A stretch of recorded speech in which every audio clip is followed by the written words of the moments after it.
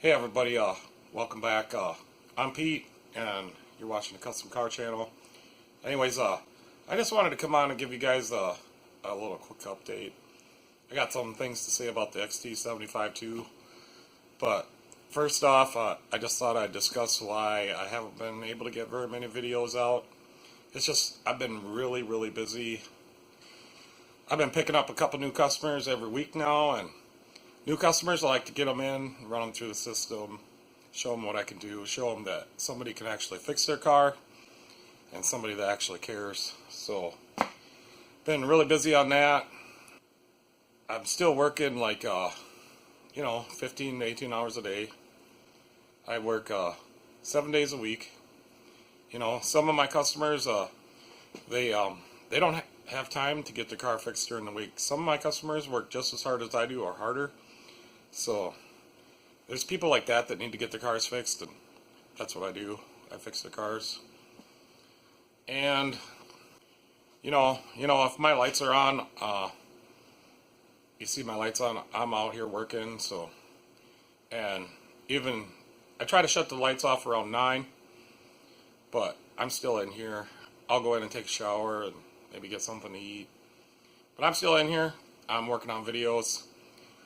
Some of my videos, to edit the videos, that's really hard for me. It takes me a long time.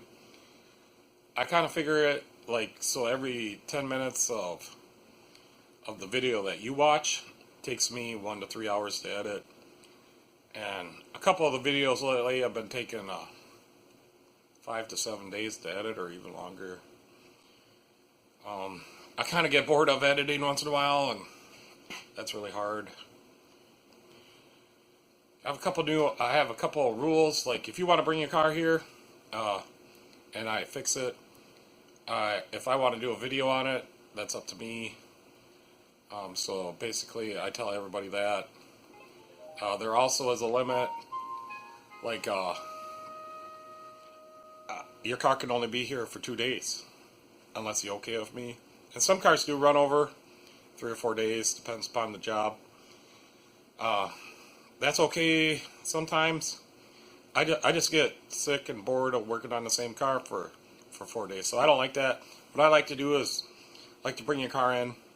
If you got some big problems, or if you got some problems on your car, I generally like to do is I'll schedule them out individually, and then I'll just do the most important one first. So I only schedule I try to only schedule one car a day because of that logistics problem with the scheduling. Sometimes I find that, well, your brakes are bad and you got bad ball joints, and I like to do all the safety stuff first. So if I find all that stuff wrong, I'll generally try to do that while your car's in here. Other than that, yeah, I've been busy, and if I get I'm here by myself, so try to do most of the jobs myself. And if I get bored or whatnot, I just turn on the camera and start talking to it. And I just feel like everybody's there, so that works for me. I suppose we better go over the XT-75 a little bit. So there's that bad boy. So I guess when I first got it, it wasn't that cold. It was like in its 20s. So I got it, knew it was December 5th last year, and then the first day I got it running was the 11th, and it was like 20 degrees out those days outside, and I only keep it like 60 in here, so that's where I like to work at. At night when I'm doing computer stuff, I may just turn it up a little bit if I get cold sometimes. But anyways, during them periods, it was using like 3 gallons in 24 hours. Now, lately, it's been in the negative teens. And when it's that cold, it's been using 5 gallons. And that's a lot of oil for a small shop, my shop especially. I have a little problem, because I never saved any oil. I just took it to the recycling places. And so next summer, I'll have to save all my oil. And so far, since I had it running on December 11th last year to now, Like as of last night, I've used 113 gallons of oil, and that's a lot of oil. So I'm probably going to need, 300 gallons saved up. And then one of the things I said in the unboxing or install and review video that I have is that this filter here, I thought this was an oil filter. It's not. It's an air filter. So that just goes right up here.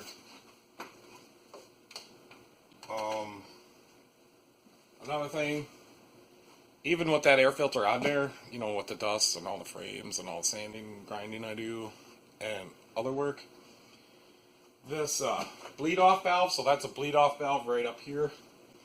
So that I do have to take out like once a week and spray some brake clean in it and blow it out. So if the air pressure, I like to run the air pressure just a little bit under 3. Seems to work the best. And lately I've had to buy some diesel to put in there because I don't have enough oil. Diesel fuel kind of rumbles a little bit more than the oil. But if your pressure up here starts going above 4 and you can't turn it down, that little bleed off, it's got a bronze filter in it, built in, and you have to clean that out. And remember when I said that I was going to do something for the noise of that air pump? Well, from then to now, it's gotten quieter. I do have a sound level meter up here, and ambient noise in my shop with just the exhaust fan on, nobody talking or working, is around 30 to 35 decibels. And then when this thing's running, it's about 78 to 80 decibels. And then when it shuts off and just the fan runs to cool it down, because I got that the limit switch, I got it perfect. So the fan runs for like, I suppose about 7 minutes after it shuts off. It almost feels like cold air coming out of there, but it's really not. So I think I have it set to like shut off at like 80 degrees in the box. And I have it set to turn on like 85 or 90. So the two dials are right next to each other, way at the bottom.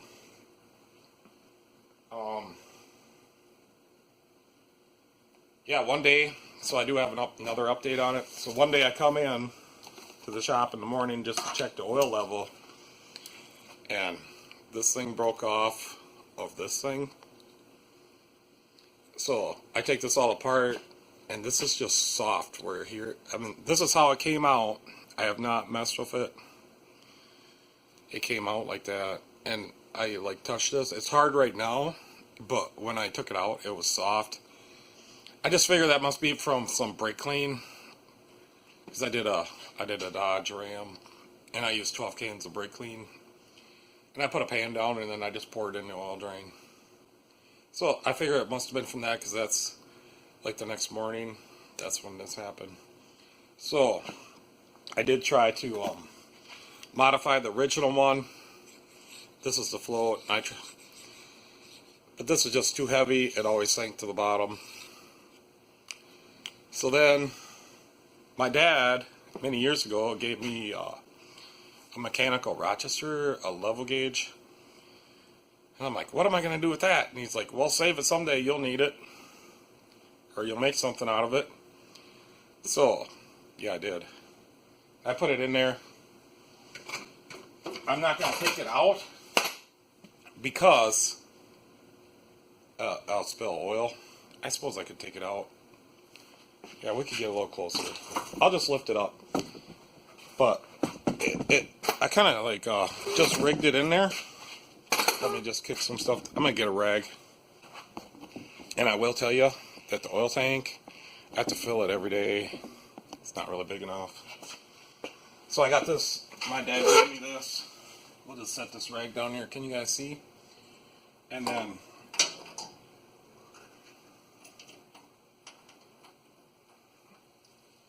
so that's just a cap plug.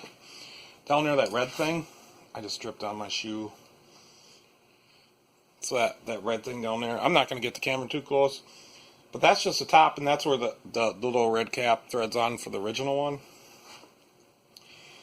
And this arm I did have to bend. I think it was meant to go this way, but that was making the gauge read backwards.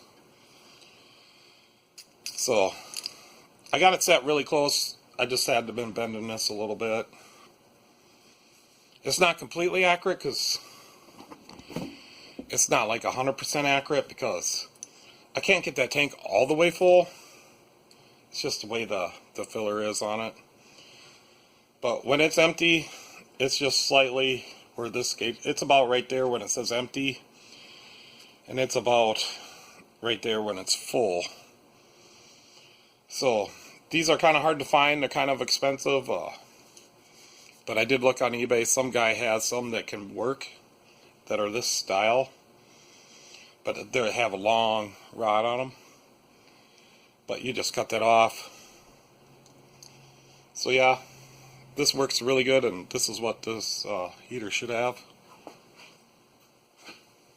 And it fits really nicely.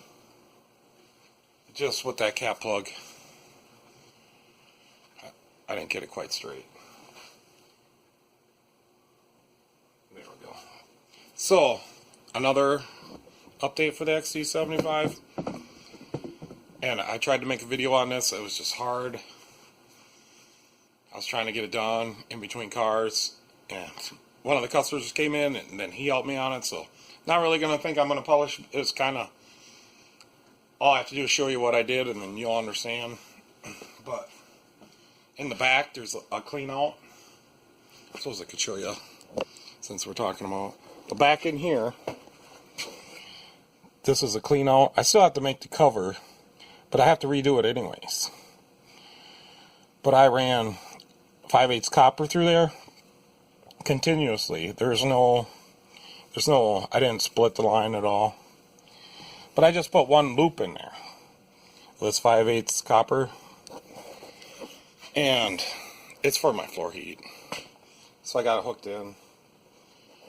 The pump's actually running right now, but it's a 3 degrees difference. 3 to 4, it's fluctuating a little bit. So whenever the furnace runs, that's the sensor right here. So when this sensor gets hotter than the sensor that's down here, it's not actually on the floor, it's just right here. And that's the difference. I can set it to whatever I want. I made this out of a ESP32, I think it is. And so it does like when it's in the 20s or above zero, it does maintain my floor at temperature, and it raises it a little bit. Just like a half a degree every day it would go up. So that's not very much. I did get some more copper right there. And I think I want to keep it a 5/8 coil, but I need to put a couple coils in there. And then how it works is I got to have them coils right here in the middle, or else it's going to block the flow of the exhaust. But I haven't got to that yet. Maybe next week I can get to it. Probably not going to do a video. I'll probably do something like this. Update you guys on it. But I did do that. That's kind of cool. And there's the pump is off right now. So when it turns on, the two little red lights come on. And this thing measures all the ambient temperature, that temperature, this temperature. And then this thing can also, there's 3 speeds in the water pump down there. That took a day just to figure out how to wire that up. But then this thing, depending upon the temperature output of the water that's going into the floor, so up until 120, it runs on pump speed 1. And then if it gets above 120, it goes to pump speed 2. And if the water's at 150 or above, it goes to the highest, which is pump speed 3. So that's pretty cool. Yeah, the decibel meter shut off. I did get this on Amazon.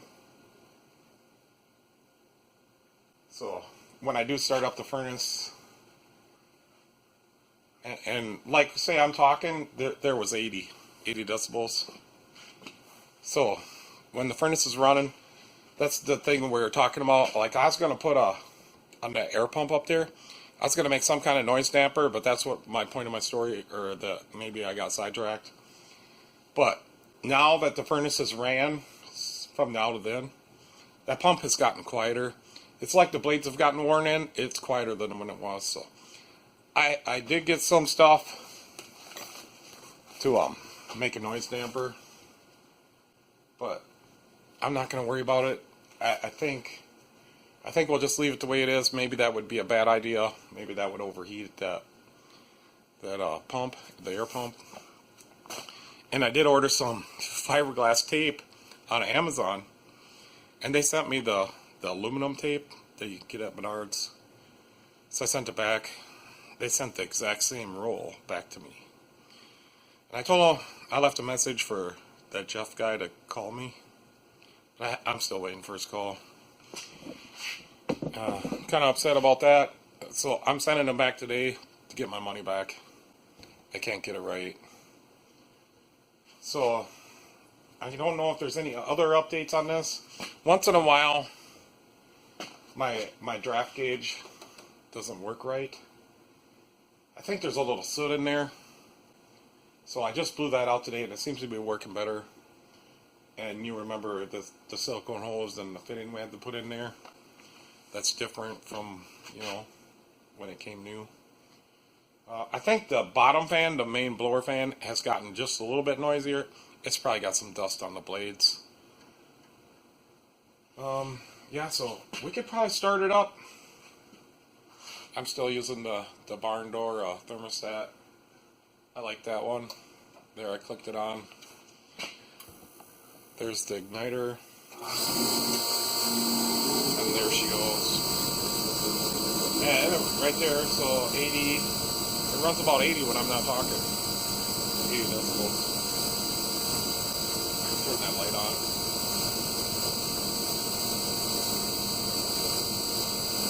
So yeah, I just noticed that this thing has an automatic off.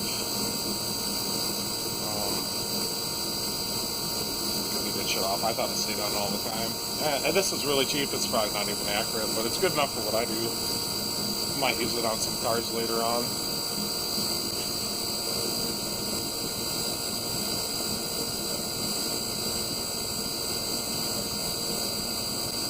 So I just kind of propped it up there on one of my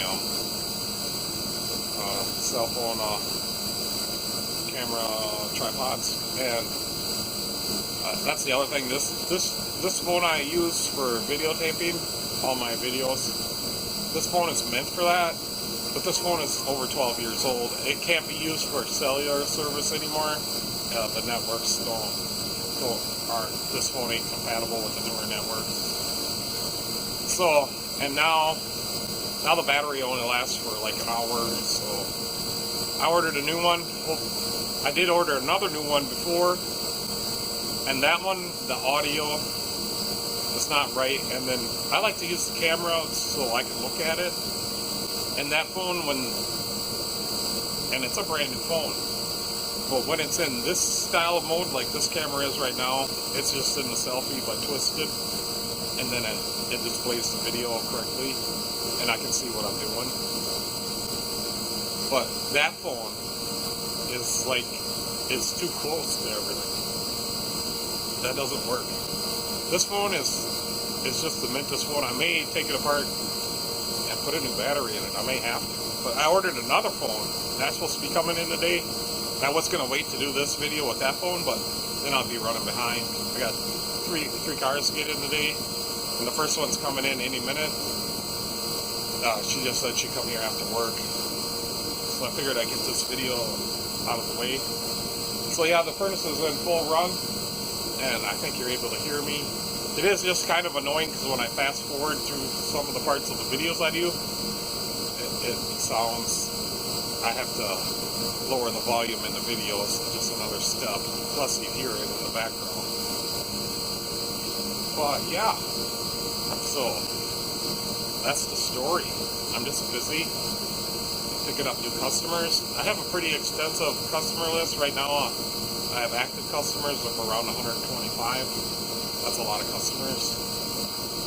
I do have more customers that I've done over the 35 years since I've been fixing cars, but they're an old list. I think my old customer list was like 300.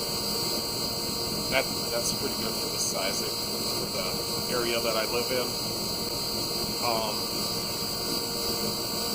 Yeah, so some of the favorite tools I bought on Amazon is my transmission jack, which is very cheap.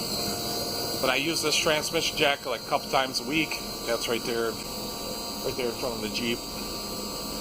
It's very cheap, but it works as good as any other one I've ever used, maybe better. So that is one of the best tools I bought on Amazon. Should have bought that years ago. The other one, and I'm going to be having an update. We're going to actually, just 1 second. Hopefully no one beats me to it, but we're going to figure out how to put some of this stuff in there. I don't like the traditional smoke machine oil smell. I don't like that. This one has baby oil that we put in there, and that smells better, but still not like it. A deep, rich baby smell. I still don't like that. This stuff, we used to run this in the mod. We had the 20 or 32 gallons. I put in one of these indicator marks, which is 2 ounces. So we put 2 ounces in 32 gallons, and you know that I smell cherries. Methanol. I almost passed out a couple times in that car. That car would, some races I could burn a gallon of oil. But yeah, I can smell the cherries right now, and this is just open. So maybe we could mix that into the baby oil, or maybe I can do some research, see if this is compatible. We're gonna do it. We're gonna do all the experiment. We're gonna put this in there. We're gonna make it work one way or another. But yeah, the smoke machine. You'll have to watch that video, but we put in a regulator so we can turn the pressure down to do evaps, gas tanks, and intakes, and all that. This is one of my favorite tools. I use this once or twice. I probably use it once a week. And it's very visual. As soon as you turn it on, this machine is way better than any machine I've ever used. As soon as I turn it on, smoke is already coming out. A couple minutes into it, it's a nice smoke. You don't even need a light to find it with this machine.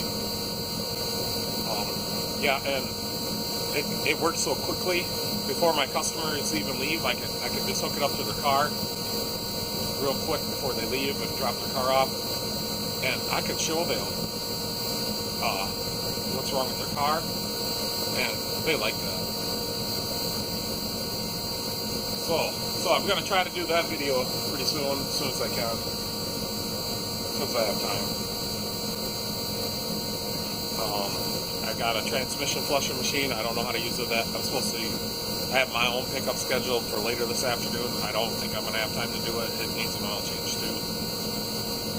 But I was going to experiment on my own vehicle with that. I think I know how to use it. I've used other ones, a couple other different kinds of machines. So I've used the Winds machine, and I've used the VG.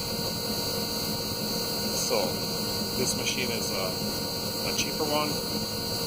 Like it's a Velver or whatever, I don't know. But they had it on Black Friday sale, like a month after Black Friday, for like 75% off. So I couldn't beat the deal. I figured if it doesn't work right, yeah, it's right over there. If it doesn't work right or something, I'll just take it apart. I kind of know how they gotta work. I'll just make it work. And this one has like a recycling thing on it with a little filter on the side. I will tell you right now, the tanks are not, they're only 3-gallon tanks. They're not whatever they have listed at, I think it's 5 or 6 gallons. If you do the math on it, they're listed in liters. So, but that's just enough to do a flush on a transmission. If not, just add a little. I'm gonna make a coolant flushing machine that's gonna have a flush and an exchange. I'm gonna be doing that. I haven't ordered this stuff to do it yet. I do have a car coming in for no heat tomorrow. I just wanted to give you guys an update. So everything's going really good here. I don't think I've had any cars come back that I can think of offhand for something that I've done. I think there's one that's probably going to, but they haven't got a hold of me. And I'm just gonna wait for a while. They got other things they want to do on that car, but I don't get. I make sure when you bring your car here, I make sure that the things I fix are exactly how it's supposed to be when it's how your car is supposed to be when you come to get your car. A lot of times I'll go pick up the customer's car and then drop it off. So I do the full customer satisfaction here, and if a car does come back with something I fixed and something's wrong with the part I fixed or the job I did, which I can't recall any offhand right now, but I will take care of you, and generally it's at no charge, unless I feel it's something that's not my fault. So, yeah, it's just I've been busy, and I'm thinking I should probably get back to work really soon. We got enough oil to make it till tonight. So, yeah, I don't think there's anything else on this that I have to complain about. I guess it keeps me warm. It's getting warm in here right now. I probably should turn it back down. But yeah, I'm gonna leave that air pump. I'm not gonna shut off. I'm not gonna try to make it quieter. I don't want to risk getting anything too hot up there or starting a fire. And I'm gonna work on getting another coil in there. The problem is I'm having trouble bending that in a tight circle because that's a 6-inch diameter in there. 5/8 copper. I'm using the thicker stuff. I don't know if that's UT or L. I can't remember the difference. But I'm using the thicker one of the two, and just for safety. But I'm just having it. I haven't really tried too hard yet, but I'm just having a hard time getting that bent. And I think I need to put the whole 10 feet in there. It's got 10-foot rolls. Yeah, I need to get a new air compressor. Want to get a teardown bench. I got some other stuff over there that's got to go before I can get those things in here. The sander grinder thing, yeah, I'm going to be having a video on that. Because I thought I ordered one with the speed control on it, and that's an 8-inch one. Yeah, Velvor. That's the same thing as that machine, I think. We can look. Yeah, I got my chair. Yo, but this sticker, that's coming off already. But yeah, the Velvor belt sander. Well, we're gonna put a speed control in there. So I got that laying over there. We're gonna do that someday. I did have a little problem with a piece of steel got caught in the guide on the belt sander when I was working on the 2012 Chevy frame, and it blew the whole bottom of the catch tray off there. So I don't know if I can fix that. I tried looking for a new one. It's not a big deal. If it is, we'll make one. So yeah, I just wanted to give you guys an update and let you guys know just what's going on around here, and that I'm just so busy. I'm having trouble getting videos published. So this will be a shorter one, hopefully. And I want to publish this one tonight. This will be tonight's video. So yeah, guys, just be patient. I try to make my videos unique the best I can. I'm still a rookie at it, and I'm just starting to get comfortable with the camera. I like it. I may even have trouble doing this video, but I guess just because I'm just talking about nothing, I feel I should be working on a car and getting something done. But just wanted to give you guys mainly an update on the XT-75. If you have any questions or anything, just write them in the comments. I think sooner or later I'll put my address and stuff in the description so you guys can talk to me. But just ain't made a decision on that yet, so I don't even put my phone number out there anywhere because I'm so busy. I'm like 3 weeks out. I don't do any advertising. It's all word of mouth. So if I do a good job for my customer, they tell somebody else, and then they give them my number. So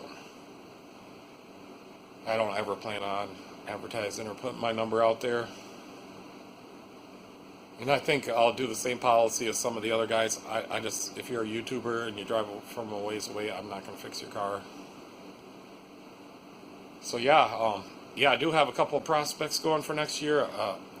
As to where I can move to, I do have a couple of investors, but all them logistics have to be worked out. I would like to move to a new shop, but I'm really comfortable here. I got everything I need, I think.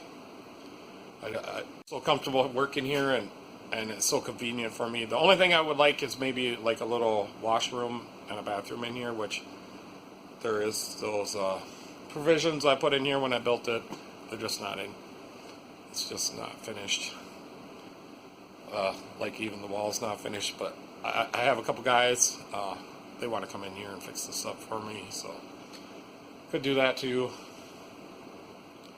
There's a few more tools I need. I think I told you that. Alright guys, I'm going to cut her off here, and I just want to thank each and every one of you for you know, subscribing and watching, and that means a lot to me, because late at night when I don't even feel like editing, I watch other people's videos, and I look at my own stats, and in the mornings and at night I'll do the comments and read everybody's thing, and I really enjoy that, and that's kind of cool. And some of you guys are starting to leave comments now, and that's pretty awesome. I like to read all your comments. But yeah, that's the YouTube life for me. So yeah, thanks for watching, and you guys have yourself a great day, and I'm going to get started at my day, and you guys can catch me next time. See you later.